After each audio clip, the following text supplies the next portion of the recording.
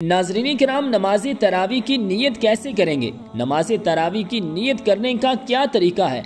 अगर इमाम के पीछे जमात से नमाज तरावी अदा कर रहे हैं तो उस वक्त नीयत क्या करनी चाहिए? अगर कोई शख्स अकेले तन्हा पढ़ रहा है और इसी तरह ख़वातीन घर पर नमाज तरावी अदा कर रही हैं तो वो नीयत कैसे करें? बहुत ही अहम मसला है। काफ़ी लोगों को मालूम ही नहीं होता कि वो नमाज तरावी की नीयत कैसे करेंगे। तो याद रखिएगा कि इन्नमल अअमालु बिन्नियात, अमाल का दारो मदार नीयत पर है। आप जो भी अमल करते हैं उसकी नीयत करना ज़रूरी है। अगर नीयत नहीं तो वो अमल भी नहीं, इसीलिए नीयत करना ज़रूरी है। अगर आप 20 रकत नमाज तरावी अदा करते हैं तो उसकी नीयत ज़रूरी है। तो नीयत कैसे करेंगे?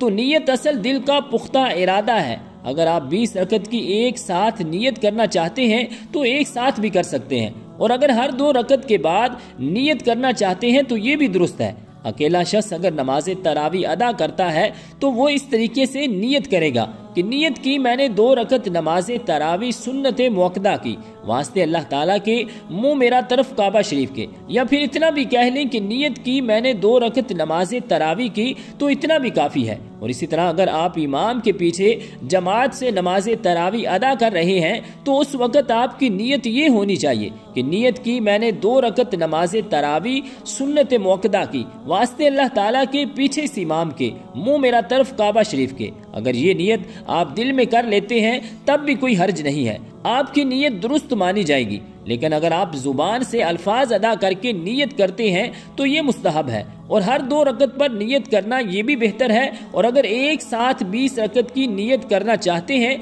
तो ये भी दुरुस्त है। अगर आप एक साथ 20 रकत की नीयत करना चाहते हैं तो इस तरह कहेंगे, नीयत की मैंने 20 रकत नमाज तरावी सुन्नत मुअक्कदा की।